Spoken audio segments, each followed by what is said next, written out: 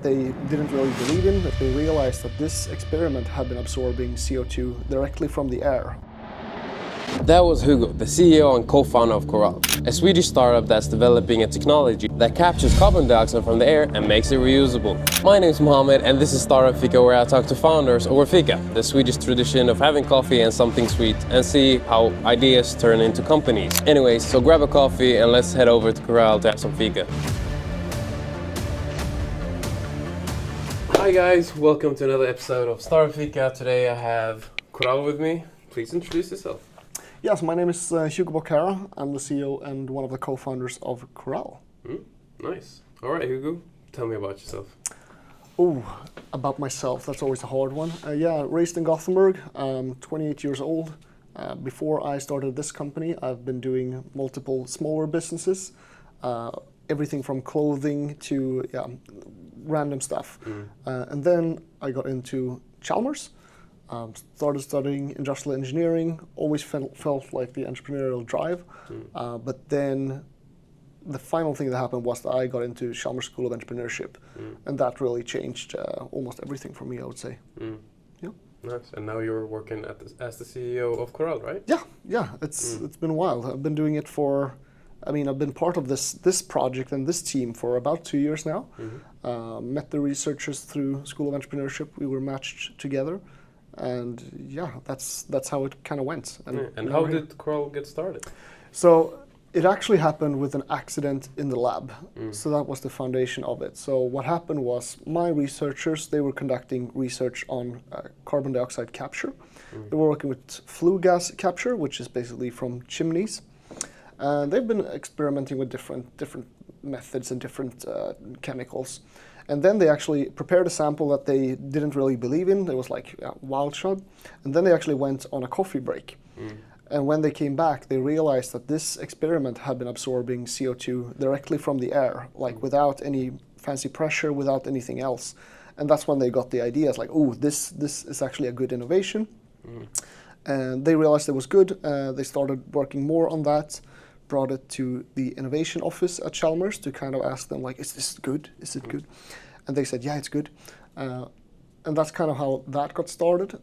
They later came with the project to Chalmers School of Entrepreneurship, pitched it for us very modestly. They were like, yeah, we think we might have something here. It's like, yeah, we've discovered a new process. And that's when I got into it. So I realized completely from the beginning, I was like, this is actually a good innovation. This is far better than what I've seen out there on the market today. And then we just started working together. So that's like the story behind. So what is the problem that you guys are trying to solve? So we are trying to develop, or trying to scale up, I would more say, a better technology for capturing CO2 directly from the atmosphere. So the current problem in the market with the technologies existing today is mostly that they're either far too complex, which results in that they're very expensive, or they're not scalable enough. So we are trying to tackle basically all of those challenges with the cost, the scalability, and the simplicity. And that's also why I think our technology is the one that actually is the best I've seen so far. We'll dive into your solution. Sure. How are you solving this problem? So the innovation behind is actually a liquid. So you can kind of think of it just like a liquid. That's how it looks. It looks like water, more or less. And what we do is that we filter just regular air that you breathe into this liquid. So through the liquid, we pump it, and the liquid then absorbs the CO2 directly from the air. The CO2 gets trapped, and we can later just filter it out to get out the CO2 and use it for creating renewable fuels, for example, or just burying it into the bedrock to create negative emissions. So at its core, it's an environmental product. So if you had an elevated pitch deck, how would you say we usually describe it like we are a garbage truck for the air. So that's as simple as I can make it. So it's basically waste handling. It isn't so fancy, but that's what it is. So if you compare it to regular garbage, everybody understands, like, okay, if you don't take care of your garbage, it piles up and you need to call the garbage truck. Problem with CO2 is that you can't see it. When you release it from your processes or from your daily operations, it just disappears in the air and you you can't think of it. So that's kind of why it's harder to tackle that challenge, because humans tend to ignore problems they can't really see. And that's also why the climate challenge is so hard to get moving, because you can't see the effects of it straight away. So like a garbage truck that's capturing garbage and turning it into fuel. Yeah, that's recycling. I mean, that's essentially what we're doing. Even if you're pumping it down in the earth, like to get it stored, it's kind of like closing the loop, because so far we've been pumping up oil for so many years and other fossil fuels, and then just releasing them into the atmosphere. But we have neglected the problem of actually bringing it back and recycling it, or even bringing it down into the earth again. So yeah, we're closing the loop. Amazing. Okay. All right, so tell me, what's the hardest challenge so far? The hardest challenge so far is definitely fundraising, I would say, and I share that with many other companies. We're in an economic downturn. We are in green tech, which is not like the trendiest space to be in right now. You would think that it's still trendy, but it isn't. Not in the venture capital market, at least. So the hardest challenge is just fundraising at its core. And that's sort of to do with economy, sort of to do with the geopolitical things. If you would have asked me 3 or 4 years ago, that would have been much easier to fundraise for green tech. But yeah, it's the biggest challenge, I would say. Where do you think the current hype is going towards? I would say the current hype is definitely towards defense tech and AI. Those are the two most prominent that I can see. So I mean, we've actually sat in discussions with, investors that have been asking me like, but isn't there like a defense tech angle to your thing? Can you improve it with AI somewhere?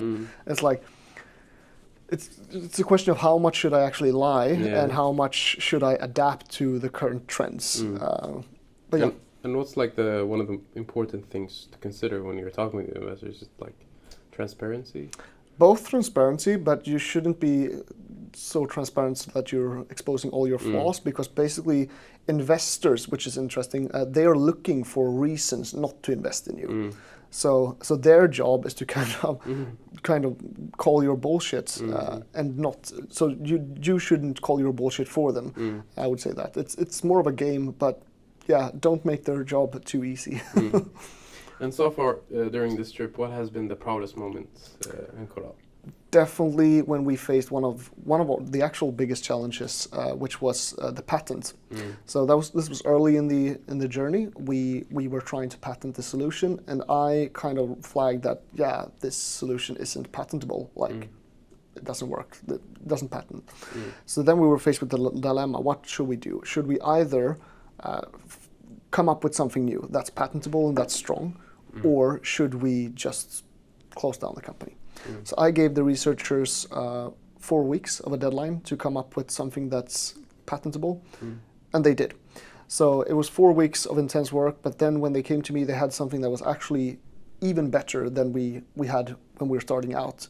And that has resulted in a much stronger patent and a better technology. So that's a very proud moment. So deadlines are good for researchers? Deadlines are good, not always, but like when stuff needs to happen and when it's like critical, I think the use of force is really, because they wanted this to succeed. I mean, that's their goal. Like they wanted this to become a company, and they trust me. And when I said, we have to come up with something, otherwise this is not going to happen.